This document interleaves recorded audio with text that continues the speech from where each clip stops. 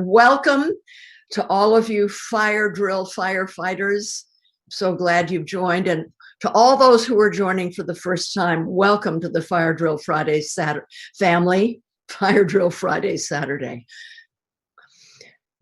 This is where we learn about the climate crisis and what we can do about it, okay? And each of you can help our movement grow by sharing today's show so your friends and colleagues can join the movement.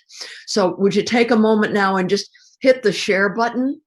Because the more people that understand the gravity of the potential climate catastrophe and are willing to do something about it, the more chance we have to succeed in minimizing it.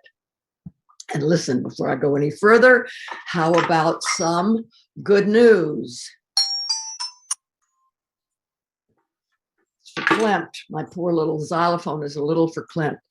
Okay, here's the good news. Last week, California State Senators Scott Wiener and Monique Limon introduced legislation that would halt all new fracking, streaming, and other risky oil and gas production techniques next year and end them completely by 2027. The bill also enacts, this is what we've been fighting for, a 2,500-foot health and safety buffer between oil and gas wells and homes, schools, and other places that people may, they can be exposed to petroleum pollution.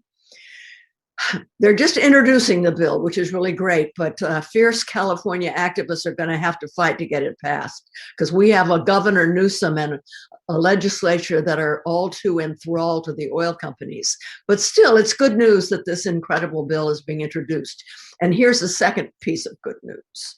Another new baby, orca, has been born to a pod family of endangered southern resident killer whales in Seattle.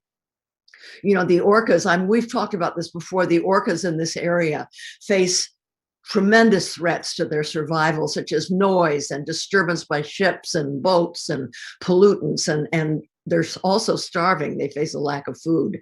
But, since these orcas are endangered, every baby counts. Now, I am so excited that we're going to be talking with Congresswoman Ilhan Omar today. Now, in case you don't know, she's a member of the Squad, which is a group of 6 Democratic members of the House of Representatives that, in addition to Representative Omar, consist of Alexandria Ocasio-Cortez, Ayanna Pressley of Massachusetts, Rashida Tlaib of Michigan, Jamal Bowman of New York, and Cori Bush of Missouri. This group is very well known for being among the most progressive members of our federal government. Now, over the last 2 months, since the new year, Fire Drill Fridays has focused on fossil fuel subsidies, environmental justice, why stopping Line 3 in Minnesota is so important, the green renewable energy future, and the Thrive Resolution. President Biden has promised to address all of these issues, right? And to wean this country off fossil fuels entirely by 2050. Fire Drill Friday's task is to educate ourselves and mobilize people to hold the president to his promise and more, because he has to do things that he hasn't yet promised. Do you know that Americans give $20 billion in subsidies every year to the fossil fuel industry? $20 billion. Call it corporate socialism and you'd be correct.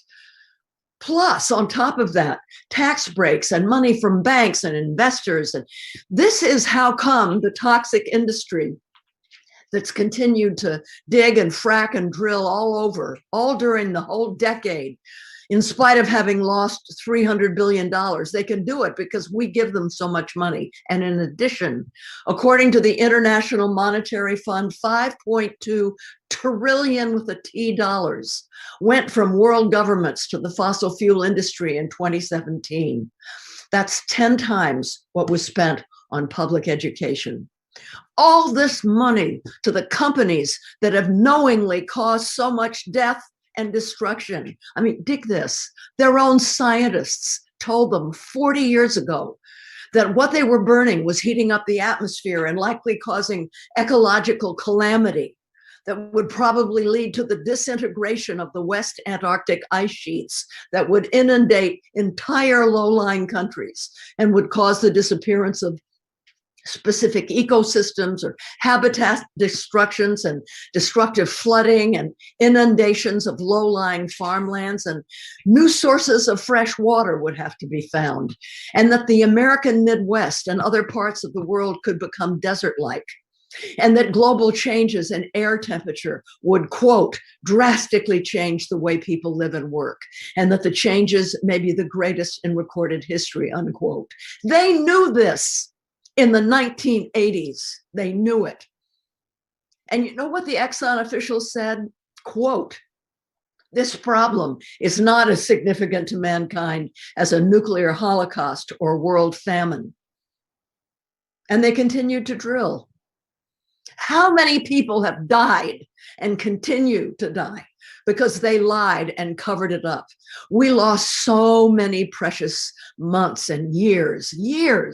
And this is why we face such a crisis now, such a small window of time in which to cut our fossil fuel emissions. How many children, how many adults have died from air pollution, cancer epidemics, extreme weather events? Over 50 people have died just in Texas in the last 10 days. Nearly 3 billion birds have disappeared from North America since 1970. Orca whales and polar bears are starving. Billions of species have gone extinct. And we give the companies responsible for this $20 billion a year. And we pay for their research and development. Do you know that just last spring, Trump gave $3 billion to $7 billion from the COVID relief pay? What was it? The Paycheck Protection Program, the PPE, to try to save people who are suffering because of the COVID pandemic. 3 to 7 billion Trump gave to the fossil fuel industry. I want you to really understand how horrific this is. This is what Representative Omar is fighting. Okay, she has co-sponsored the End Polluter Welfare Act, which will help get rid of dozens of tax loopholes and subsidies and other special interest giveaways that are they're woven all through our federal tax code, ending energy resource giveaways to polluters on lands and the waters owned by us. The bill will save taxpayers up to $150 billion over the next 10 years. And she's going to be talking about that, talking about where that bill is right now. Now, last week, as you remember, we focused on the Enbridge 3 pipeline that will bring the worst greenhouse gas producing tar sands oil from Canada 1,097 miles across Minnesota, crossing 200 bodies of water, including the headwaters of the Mississippi. Now, tar sands oil is the most destructive to the environment, and it's heavy. So when it leaks into water, it sinks and is almost impossible to clean up. Brave indigenous water protectors have stood in 20-degree weather to block the bulldozers. Many have been arrested by militarized police, most of whom aren't wearing masks, thereby putting the indigenous community at heightened risk of COVID. You know, in fact, the company behind this, Enbridge, is clearly using the pandemic as a way to move ahead with the pipeline at a time when they expect most people are social distancing and won't even know it's happening. Well, they're wrong. Representative Omar visited the site of the pipeline construction and met with the indigenous communities who would be the most directly impacted by it. And in her letter to President Biden after her visit, she wrote, quote, "Climate change does not stop at the border of a reservation or a state or a country. The decision that U.S. entities make on Line 3 is a decision made for the entire world and for all coming generations of humanity." And she urged him to make the decision that's supported by scientific consensus. Shut it down. Biden has the power to do that, just like he stopped the Keystone XL pipeline, which is also was bringing tar sands into the United States. And we must ensure that he includes creating a just transition for the workers who lose their jobs. I know I keep saying this over and over and over again. I noticed last week in the chat box that there were people saying, well, the workers are part of it. I mean, why should we worry about them? They go ahead and take these jobs. But listen, it's not the workers who are responsible for the climate crisis, okay? It's the companies that hire them. These are good union jobs, so it's natural that the workers they don't want to lose them. People are looking for jobs these days, so of course they work in an industry that, you know, there was a time when we were grateful to the fossil fuel industry. They helped build our society, but now it's different because they knew eventually that they were destroying the environment, and we now know that. But we can't blame the workers. And it's why Biden not only has to shut down the pipeline, but he has to provide money and the means to train those workers for other union jobs, you know. And by the way, pipelines aren't to blame either.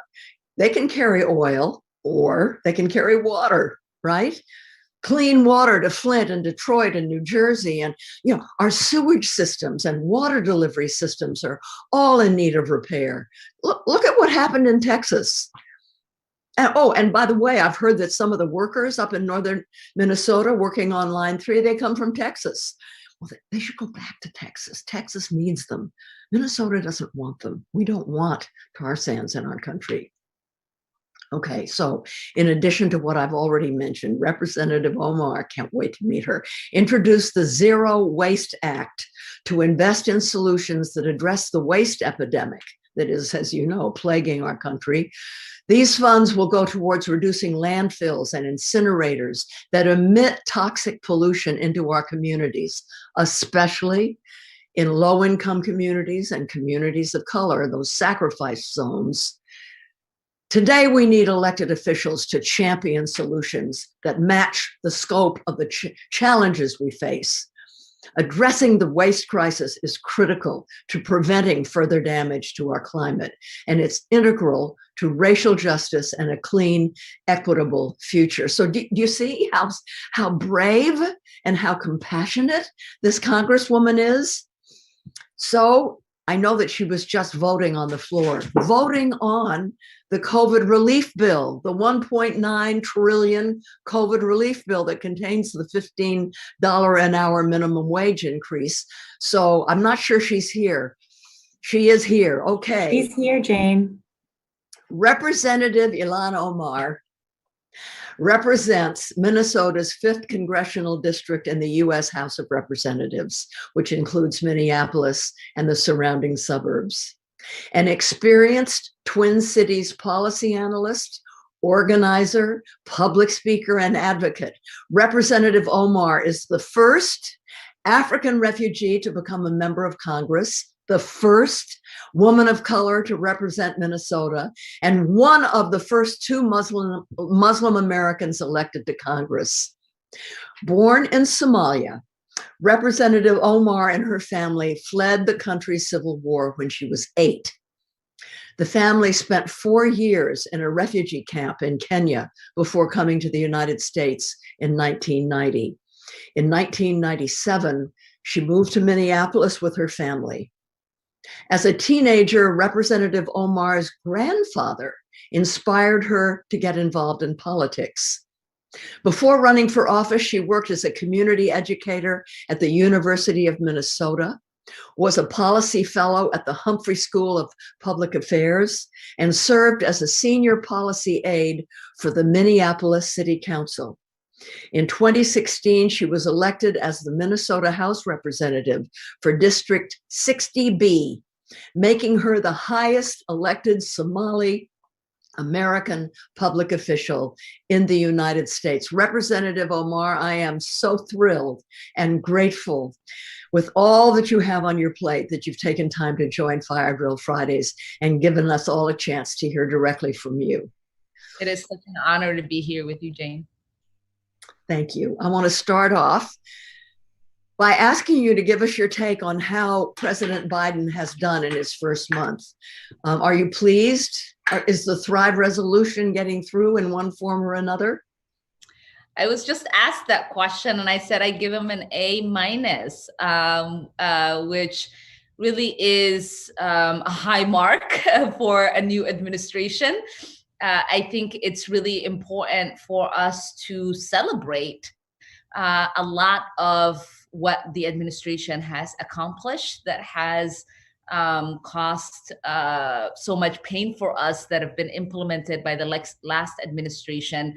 You know, mainly for me as a Muslim immigrant in this country, the Muslim ban weighed heavily on my heart, knowing so many of my neighbors and my family that have been separated from one another because of that hateful policy. To know that on the first day that was gone is a reminder that elections have consequences. And the consequences this time are, progressive policies that are not xenophobic and hateful like the last administration. But we also know that there has been progress made in stopping the Keystone Pipeline. And we do now have an opening to push him to be the climate president of our decade. And it's just really exciting to have someone that, we can work with and encourage to do more. So you voted, was I right? That was the 1.9 trillion COVID relief bill with the $15 an hour minimum wage increase? I wish that vote will take place sometime tonight. So we've got a long day ahead of us. Just voted on a bill to protect public lands. Well, that's important. That is a great bill, yes. What are the chances that that will get through the Senate? Everything is really slim in the Senate. It's unfortunate that a majority for us in the Senate doesn't mean that it is a majority for progress in many cases. And we just have to keep the faith and keep pushing and working on good policy and eventually get them through the Senate and get it signed by this administration. Now, Representative Omar, we heard from Alexandria Ocasio-Cortez what a traumatic experience January 6th was for her and her staff. How did the insurrection impact you? Yeah, it was really hard thing to be part of and witness. Many people don't know this, but for the last few months, because the former president decided to use me and my name and the community that I represent to, get his base to come out. I had severe increase in death threats, and my life was put at risk for the last month of the election and the months until we got sworn in. So I had security detail like leadership does that were protecting me and my family 24 hours a day for about 3 months. And on the day of the insurrection, they were with me. And I realized that once we arrived at the Capitol, the radios were going off. We could hear pipe bombs being found in different buildings, buildings being evacuated. There was chatter about snipers that were trying to assassinate members. And I started to realize that even though I had, 6 security guards with me protecting me, that they would not be able to protect me from a sniper or protect me from a bomb going off. And at that point, I realized that the situation was serious. And as someone who survived political violence and civil war, I knew that I might not survive this and go home back to my children. So I texted my children's father to ask him to do me the favor of continuing to tell my children that I love them if I didn't make it back home. And that trauma of having to communicate that to my children, as he didn't know how to connect with me for a few hours after that, is something that will stay with us. And I think for me specifically,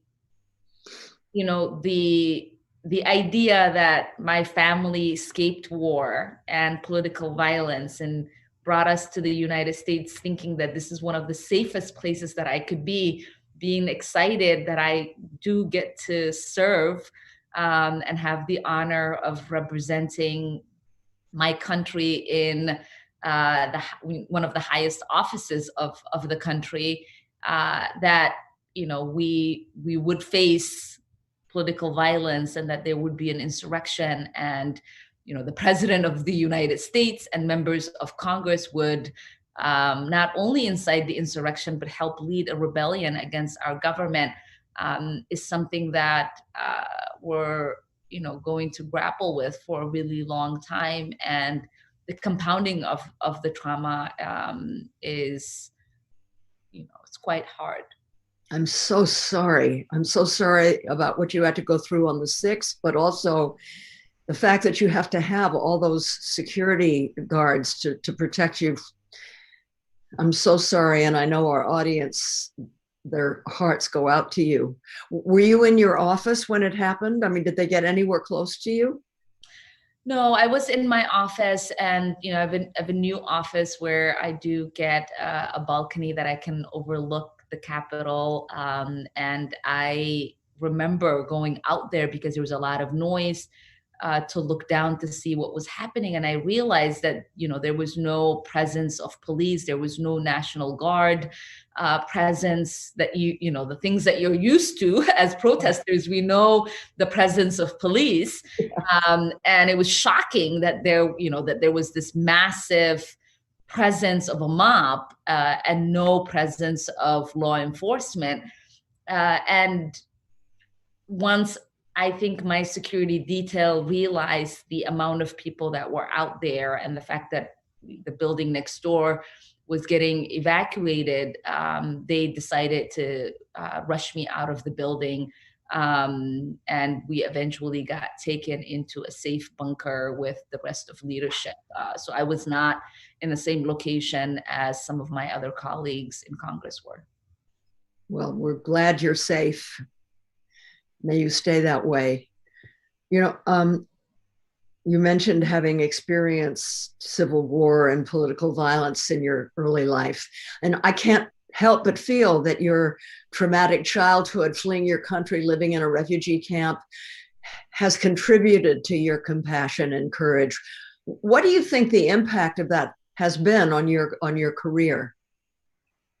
It's been enormous in many ways. I decided to participate in our democracy because I was raised by my grandfather and father, who both were born in colonized Somalia, who desperately fought to help the country transition into independence and wanted to see it become a flourishing democracy, but were denied that opportunity.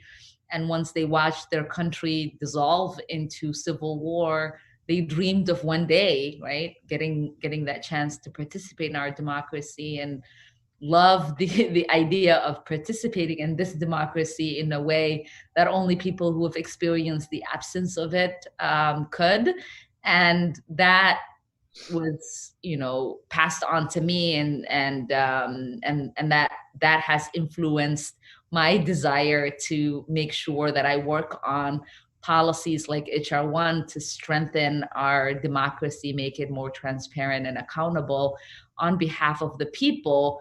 But also, I got the opportunity to go back in 2011 to Somalia when the great devastating famine was happening because of droughts. And felt like it was my opportunity to get rid of my survivor's guilt that I've carried for many years, and to go back and to help others as I've been helped as a young kid to survive. And it's made me fight for climate justice and try to do everything that I can to create the connection for people, that we are not, living in an isolated world. What we do in our own neighborhoods eventually touches our country, and it touches the globe, and making the connection for people in regards to the mass migration and refugee crisis that's happening and how that's related to the climate crisis that we've experienced over the decades.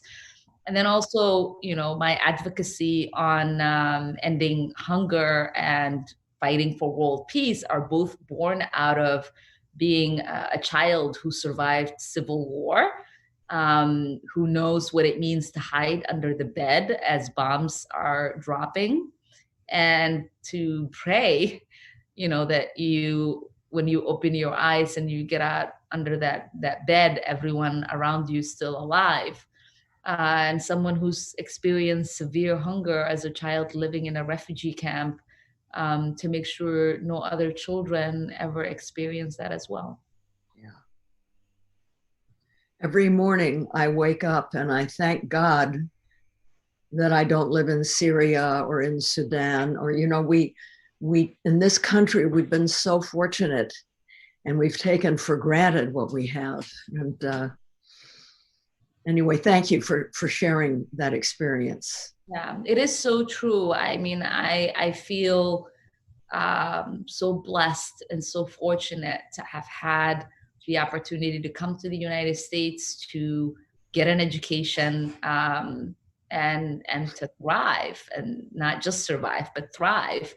But I also know that, so many people around me are very much disconnected from, our human connections to the world. And so I try to never forget the life that I escaped, and the fact that there are humans without their own doing that are born into those situations. And, every human being deserves dignity, deserves to live, and deserves to thrive. Yeah. I want to explain a little bit about why I feel such hope. I read a recent article in the New York Times by Michelle Goldberg, where she wrote that North American history has seen two major inflection points. The first was during the Great Depression in the 1930s, when Roosevelt basically redesigned the federal government to take an active role in saving the country from economic catastrophe. And in doing so, essentially created the American middle class, Social Security, et cetera. At that time, however, Black people and women were essentially left out for various reasons. But from the 30s until the 1980s, we had in this country a fairly activist federal government. Then in the 80s was the second inflection. Ronald Reagan convinced the country that what he called big government was bad, regulations were bad, taxes on the rich were bad, entitlement programs were bad, that if you allowed the rich to get richer, the wealth would trickle down to everybody else. It was called trickle-down economics. And as our federal government began to be weakened, corporations with their lobbyists and their money began to take over the economy and the government, and the whole notion of working together as a collective of the common good, that was all poo-pooed, and individualism was exalted. Unions were weakened, and that was really where wage inequality began to soar. And Michelle Goldberg made the point that right now, because of the damage left behind by Trumpism and because of COVID, we're at a third inflection point where the federal government under Joe Biden appears to be once again taking big, bold measures in the style of Roosevelt. But here's the great thing, that because of the growth and power of the Black movements over the last 50 years and the women's movements, this time the shift won't leave out Black and other people of color and women the way the New Deal did. I'd like to know, do you see it this way? And do you agree with this analysis that this could be the third inflection? I do. And I think, it is really important for us to make sure that we are devoting a lot of time talking about it. because the opportunity does exist. We have seen willingness from the administration to try to address the social and economic neglects that many people have felt in this country. But it's going to take boldness, and it's going to take some bravery and courage, because we know that, in order for any of the things that the administration promised or wants to do to happen, that they eventually have to convince the House and the Senate to go along.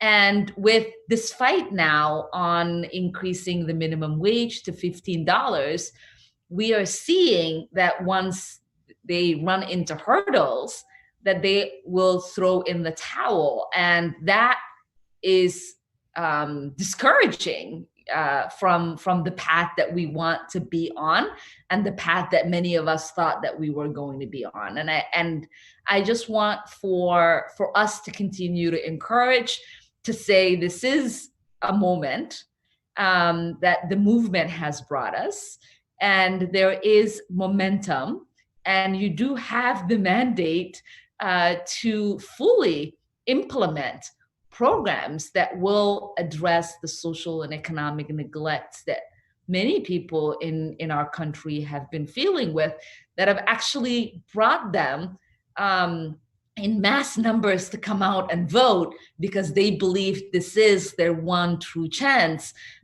to get it right. And I just don't want us to lose that opportunity and to lose sight of what is it that we are expected to do.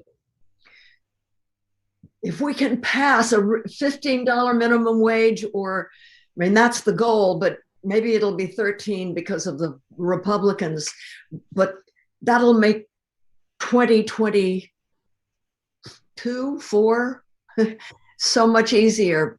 Even, there are all those people out there that voted for Trump that will see that, no, the Democrats are the people who are on the side of the working people. Yeah, that's a great point, because it does impact, right, 28 million Americans. And, there is a solidarity dividends that we have to work to convince people of, that the zero-sum game is a poison pill that we were sold. That a gain for me is a gain for you. And once people are convinced of this solidarity dividends, I believe that we will end up having a country where everybody does thrive, because raising the minimum wage means that your neighbor is able to work one job maybe instead of two. They can help feed themselves and house themselves, and that doesn't take anything away from you, and actually housing people is much cheaper than dealing with the homeless crisis in the way that we deal with it right now, that leads to health impacts and the rise of costs of health that we eventually consume. So majority of the policies that we are advocating for might cost money in the front end, but eventually they save us a lot more money and create a more thriving and healthy society for all of us. And there's a number of Pulitzer Nobel Prize winning economists who are saying the economy needs this. Don't worry about inflation the way the Republicans keep yammering. So listen, describe for us what it was like standing with the water protectors on the front lines in Minnesota to try to stop Line 3. What was that like? It's so heartwarming. I do hope that you get the opportunity to go out there. The indigenous community in Minnesota is beautiful. They have been fighting really hard to protect the environment, to protect water, and to protect their way of life. and have been in the forefront of fighting the climate crisis. Many of them don't get the opportunity to be seen as champions and are not giving the platform, but they do the work every single day. And it was great to be there to hear their story and to understand why stopping the Line 3 pipeline was important to them outside of the fact that it contributes to the climate crisis. What it meant in regards to the violation of their treaty rights, what it meant to the preservation of their livelihood, which is wild rice, and what it meant for the preservation of future generations on the land. Good for you. I'm so glad you did that. Moving on, what are the chances that your bill, End Polluter Welfare Act, will be passed through the House? And when it gets to the Senate, what are its chances?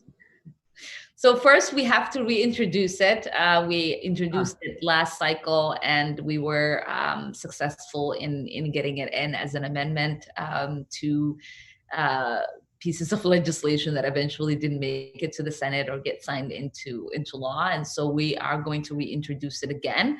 And we're hoping that if we can't pass it as a standalone bill, that we will pass it as an amendment to the energy bill. So Biden can't pass it with an executive action? I do not believe so. Mm-hmm. What about your Zero Waste Act bill? Tell us what that calls for. Yeah, so the Zero Waste Act bill creates a grant program so that municipalities that have passed zero waste ordinances have the resources to carry out their plan in implementation. It's one that we've worked on with so many municipalities, from Minneapolis to Seattle to others across the country. The need for resources in implementing zero waste policies that many municipalities have already passed is so crucial, and we passed it as an amendment last time in the energy and piece of legislation that passed in the last Congress, and we're hoping to do that again in this Congress. Thank you for doing that.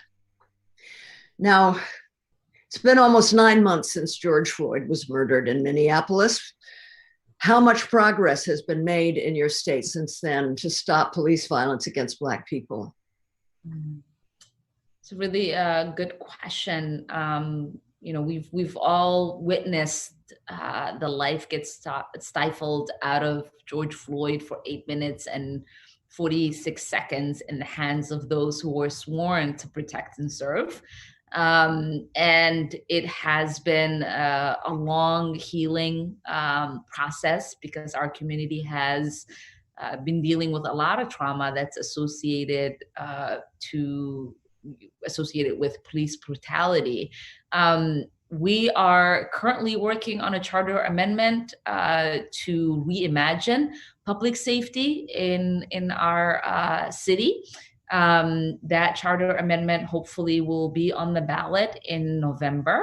And it gets rid of the police department, and it creates a department of public safety that has more oversight from city council, and creates a process where they're not dealing with everyday policing activities, but are designated to deal with harsh crimes within the community. And there's more resources that are being devoted to help people who are dealing with a mental health episode or experiencing homelessness and the other situations that often lead to police interaction that ends violent. You said you do away with the police department. Does that mean there are no more police? No, the way that the current police department is structured would no longer exist.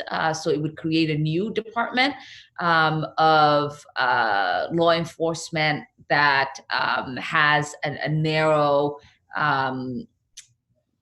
mandate that they have to work off. Yeah. And more resources would be devoted to that, because right now the push and pull in our city in progress is that we don't have the ability to automatically do charter amendments. There are statutes that require a certain number of police officers to be on the force. The creation of a police department is there. Certain funding is mandated from statutes. And so we have to do the groundwork in creating the charter amendment before we can move towards the progress of reimagining public safety on behalf of our constituents. We are also starting the trial of the police officer. March 8th is when the trial begins. And so our city right now is a very intense environment where we're trying to figure out how to navigate the safety of those that are coming out to protest and exercise their First Amendment rights, and trying to make sure that things don't lead to there not being justice delivered on behalf of George Floyd. And in Congress, we just yesterday reintroduced the George Floyd Justice in Policing Act, and we're hoping to have a vote on that next week. Great. If you haven't already, I urge you to check out what Newark, the city of Newark, has done. Newark used to be the most violent city in the United States. And a young organizer from California was brought there who had done it here, and he did it there, create a civilian kind of a task force that helps with the not so violent issues in the city. And it's very, very successful. Violence has been reduced tremendously in Newark. So if you haven't, check that out if you haven't already. That's a big component of the reimagining process that we are engaged in. Great. So, you've talked about the hostility that you've received. I mean, you're a woman, an African, an immigrant, a Muslim. You're a target. I want to know how you personally handle, psychologically, how do you handle the hostility?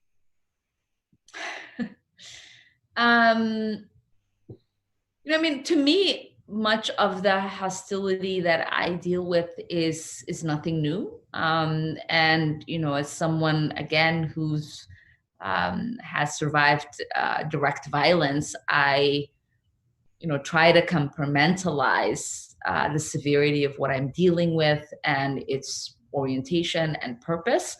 I know that the majority of the people who levy threats against me or are hostile towards me are interested in silencing my voice and making sure that my presence in Congress and in public forums is diminished and dismissed. And to me, that really speaks to how valuable they think my voice actually is in creating progress and advocating for the people that I represent. And so I take that as a compliment, and I push forward to know that you have made enough of an impact to be seen as a threat is a compliment. And I think for my children and for my family, it is hard for them to see the threats because a lot of it is public. To hear me talk about some of the reports, to see the presence of those that are guarding me on a daily basis, it's unfathomable for so many people who expect our democracy to be one that allows for open debate, and, for civility, and for there to be nonviolent ways that members of Congress and those who are representing you to be engaged in. And it's a strange environment to exist in as a member of Congress these days, with the heightened, really violent political rhetoric that is out there. But I stay centered on the purpose, why I'm here, who I represent, what my voice means, and why it's important for us to continue to show up and show the American people that regardless of how hard it gets, we are getting up every single day to fight for them. You are so inspiring, Representative Omar. What ways can Fire Drill Fridays, can our community support your efforts in Congress and help make the urgent changes we desperately need? How can we help you? So right now, obviously, we're fighting to end the Line 3 pipeline. There are petitions out there. Please sign on and help uplift the voices of the Indigenous community that is on the front lines, because we do have an administration that is malleable to doing the right thing, and we can pressure them in doing that. It is my belief that they just don't know about the Line 3 pipeline. Once they do, they will do the right thing. We're also fighting for student debt cancellation of $50,000. We urge people to join our efforts in uplifting that. But check out the bills that we have introduced and will introduce, and call your members of Congress to support our bills. And right now we need everybody to engage with the Senate and the administration in making sure that the $15 minimum wage portion of the American Recovery Act stays in there, and that the 28 million Americans who will benefit from having their wages increased get that benefit. Thank you. We have about 6 minutes for audience questions. Is that okay? Of course. Okay, Maddie, would you transmit the audience questions? Absolutely. So from Kim on Zoom, I'm so upset about some of the really childish behavior I'm seeing between members of the House and Senate on social media. What's it like working in that environment, and are there any steps being taken to address those actions? It is disheartening, really, to see, active trolling in the halls of Congress. I think, we can exchange disagreements on social media in regards to policy and behavior. Obviously, it makes sense when something isn't being done right for us to use our platform to talk about it. But I have found it really strange for members of Congress in their offices and on the floor and in committee engage in destructive and civilized behaviors. There currently isn't much being done except it being encouraged by so many others. And I do hope that we return to a time where, people do show each other respect as members of the same committee and as members of the same body. Thank you, Congresswoman. From Ina on Zoom, do you have a favorite squad member to work with, and what's it like to be a part of the squad? I mean, they're all my favorite. They're my sisters and now brothers in service. We certainly all have our little niches and specific policies that we partner on. Obviously, there is a connection on the broader progressive values that we all carry. Our districts are not similar in many ways. I represent a majority white district, while majority of the squad represents majority minority districts. But there's obviously different ways in which we all connect and spend a little more time with each other, depending on what topic we are addressing and working on. And hopefully we'll add some more members to the squad over the next year or so. Yes. Thank you. From Nikki on Facebook, do you think there's any chance at all that there will be bipartisan efforts on climate change? There always is a chance. I am always the optimist in the room. I believe that the people have the power to make their elected officials work on behalf of the policies that are important to them. And so I will say, continue to advocate and reach out to your member of Congress and push them on the policy that you think they should be advocating for. The zero waste legislation is one that I believe is something that could have bipartisan support. There are different elements in regards to our fight for a climate just world that can be bipartisan. Thank you.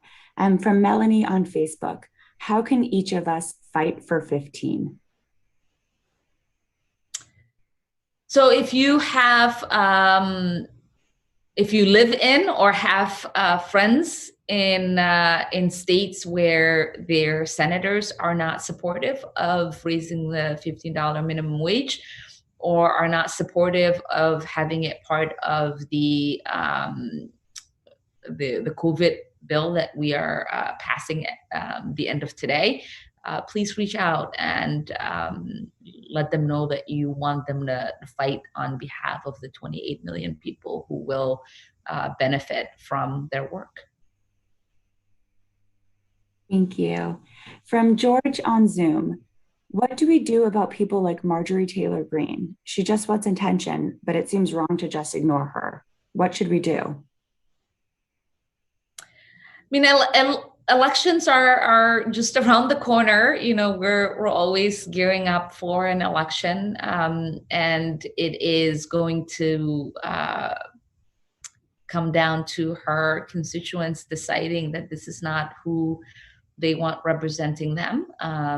You know, it is very clear that this is someone who is now not able to participate in the active work that we do as members of Congress through our committees, and is someone that has decided that she is going to spend her time physically trolling other members of Congress, using bigotry and harassing their family members, and someone who has obstructed our ability to utilize the limited amount of time that we have to work on legislation on the floor. I mean, the last couple of days, we all had to take votes to stop Congress from adjourning because she didn't think that we should be here doing work on behalf of our constituents. And that's not an acceptable behavior, and it shouldn't be for her constituents. But, you know, we are all elected. We all have our own certificates, and there's no HR to call here. There's no one that we can report her to. We all just have to find a way to manage our safety and our sanity around her. Thank you so much, Representative Omar. I'm so grateful. I know our audience is so grateful that you've taken time during this incredibly busy congressional session to join us. Thank you. Thank you for having me. I did try to get as much read as I could. Stay safe. Thank you. Stay safe. And now it's time for stories from the front lines. And we have Camille T. Dungy, who is the author of 4 collections of poetry and has edited 3 anthologies of poetry, including Black Nature, 4 Centuries of African-American Nature Poetry. Please welcome Camille Dungy.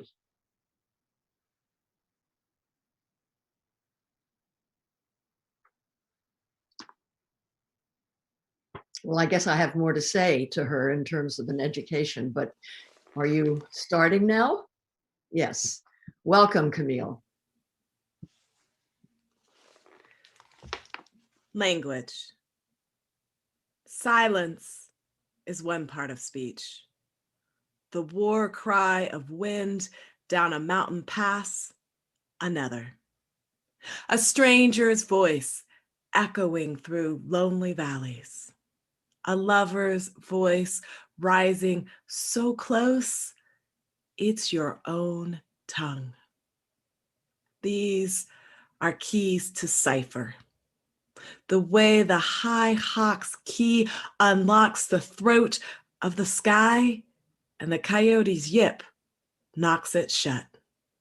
The way the aspen's bells conform to the breeze, while the rapid's drum defines resistance. Sage speaks with one voice, pinyon with another.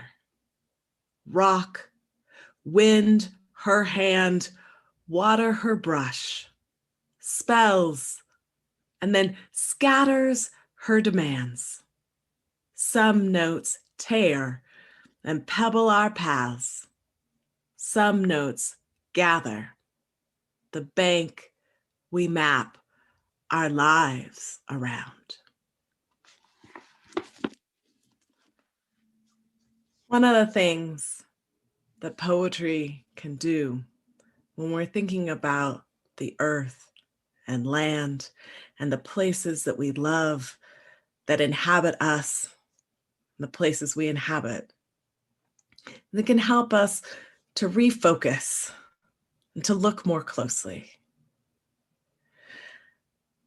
To know where we love and why we love these spaces, to be able to see their true beauty and the ways that they live and thrive separately of the human, the places we need to care about and about which we deeply care. These are the spaces that we must protect for our now and for our future, because they are the banks around which we map our lives. Thank you very much for your commitment to Fire Drill Friday and the work we have ahead of us. Thank you, Camille, for your beautiful words and for reminding us of the power and importance of place. We can never forget the importance of taking time to notice. And thank you again, Congresswoman Omar, both for joining us today and for the incredible work you're doing to help us realize the promise of a society where we can all thrive. Thank you for your bravery and your commitment. Last Friday, I'm talking now to you in the audience, hundreds of you took action and joined tens of thousands of others in the Greenpeace network, the Greenpeace New Deal network, to make sure that Biden knows that we're expecting and demanding that he show real leadership on COVID relief, and by taking the actions necessary to address the climate crisis. This week, we're keeping the pressure on Biden to take a whole of government approach to eliminate fossil fuel subsidies once and for all. The federal government subsidizes the fossil fuel industry, as I've said, with roughly $20 billion a year of our tax monies. I mean, can you imagine what it would be like if that was invested in clean energy or public schools? So I'll ask you to go to firedrillfridays.com/takeaction right now and sign a petition to President Biden to eliminate fossil fuel subsidies. We're asking that he make good on his promise to use the executive authority to remove subsidies and go further than any administration has gone before, and publicly champion the issue in Congress. Him doing so will demonstrate his commitment to getting rid of fossil fuel subsidies and set the stage for eliminating them in the upcoming recovery legislation. As all you firefighters know, next week is the first Friday of the month. Can you believe it? This means that we're hosting a virtual rally. Next week also marks the second anniversary of the passage of H.R. 1, which Representative Omar just mentioned, H.R. 1, the For the People Act in the House. So be sure to tune in on Friday to hear how this once-in-a-generation democracy reform package will get dark money out of politics and protect our elections and voting rights. Passing this landmark legislation is yet another critical step in ending fossil fuel subsidies and beginning a just transition. We'll be hearing from some incredible speakers and, of course, welcoming our live audience. I hope to see you there. In the meantime, have a beautiful weekend. Stay safe and warm and in community. See you next time.